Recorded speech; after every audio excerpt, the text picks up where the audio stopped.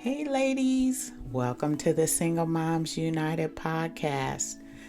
Thank you so much for joining today. If this is your first time visiting or downloading the podcast, welcome. If you're a repeat listener, thank you for your loyalty. Today I want to continue down the path of expectations and how this can blend into your parenting skills. Because remember a few weeks ago, well, more than a few weeks ago, a couple months ago, I said I would introducing word choices that started with the letter E. And because there are so many word choices, I don't know when I'll stop, right? And so this is just good to be able to bring this to you on a level that you think about things differently as you're parenting your child or your children. As a single mom, it's going to be difficult. No doubt about it. How do I know? Because I'm a single mom. I may be an older single mom, but I'm a single mom. And I know the challenges that you're going to face. Some of the challenges you may face today might be a little different than what I faced. For instance, social media wasn't as prominent back then as it is now, but there were still other challenges. I mean, there still was peer pressure, right? Which is pretty much equivalent to social media. But anyhow, I found a document online that talks about what children learn and your role in that process. Because remember, they're looking to you. You are that foundation as it relates to teaching your child right and wrong, respect. All of those things fall on your shoulders, single mom. We can't put it on the churches. We can't put it on the teachers in the school. That's your responsibility. You set that foundation for your child or your children as it relates to their behavior and how they respond to things. That's all on you. And a lot of times, including myself, don't realize that, hey, if you got to be taught something, I'm going to enroll you in school and I'm going to leave it up to the teacher to teach you right and wrong. Well, that's wrong. That's up to us. We should partner with the teacher in the curriculum that they're providing our child or our children, but it's not solely up to the teacher to teach your child regarding how to conduct themselves. As a matter of fact, in today's world, most teachers don't teach behavioral issues. That really is up to you. They focus more on content, like math and English and how to use proper English and things like that. But when it gets right down to behavior and being respectful, yes, ma'am, that's you. That's us. How about that? I'm going to throw myself in there. Although I'm older, that still fell on my shoulders. I couldn't rely on the teachers to teach my children how to behave. That's on me. That's on you, single mom. Anyway, I just wanted to go through this little bit of dialogue here that I found. And it looks like it's from Dorothy Law Nolte. And I just found it to be providing confirmation on what should happen as it relates to training our child or teaching the child. Children learn what they see. If children live with criticism, they learn how to condemn. If children live with hostility, they learn how to fight. If children live with ridicule, they'll learn how to be shy. If children live with shame, they will learn to feel guilty. If children live with encouragement, they learn confidence. If children live with tolerance, they learn to be patient. If children live with praise, they learn to appreciate. If children live with acceptance, they learn to love. If children live with approval, they learn to love themselves. If children live with acceptance and friendship, they learn to find love in the world. And I wouldn't necessarily say it's a poem. It's a great overview. I'll say me, in life, going out in this world, I really didn't have any expectations for my child or my children. I did pick up on what I was taught and how I was brought up, but did I really set expectations for my children? So my question is to you, Mom. What type of expectations have you set with your child? What does it mean to set expectations? It's how you conduct yourself.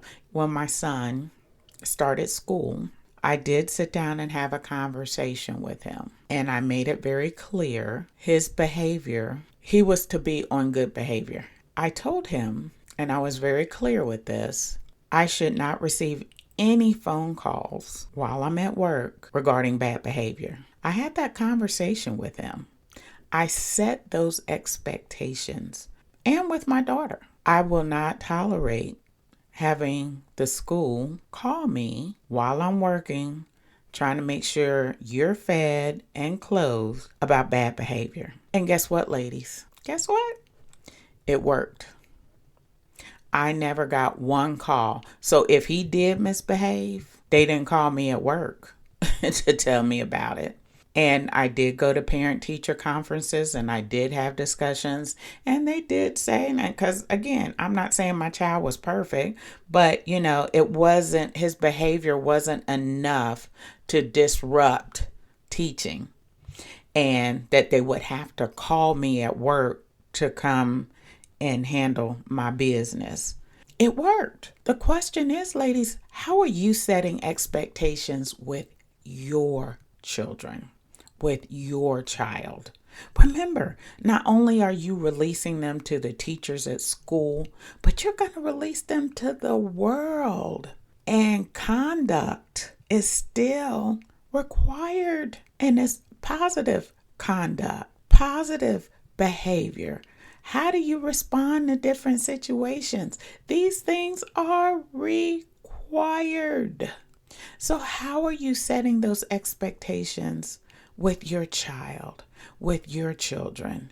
Making sure they understand the consequences, because once you set expectations, and if they don't meet those expectations, then there are consequences. And I explained that to my son. Here are my expectations as I drop you off at school, as you start school. Now, if you don't meet these expectations, there are consequences. So, ladies, you have to embrace and acknowledge these expectations. You have to set these up. It's a requirement for you as a parent, as you are releasing your child into the world.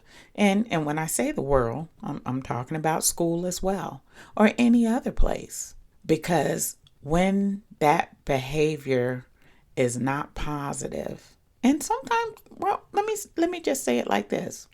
Any behavior is a reflection of you. So I'm not just going to focus on negative. I'm going to talk about positive as well. You're responsible for that. So this is your opportunity to set the right expectations with your child and your children of how to behave in public. And you can do this. And guess what else you can do? You can do it without cursing at them.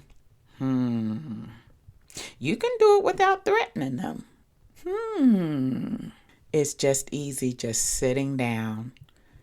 This is the expectations. I expect you to behave in front of the teacher and be respectful. And if you don't, then there are consequences to that. And you define what that consequence is. I'm not going to tell you what to do with your child. You define that. But the consequence has to change the behavior. I will say that.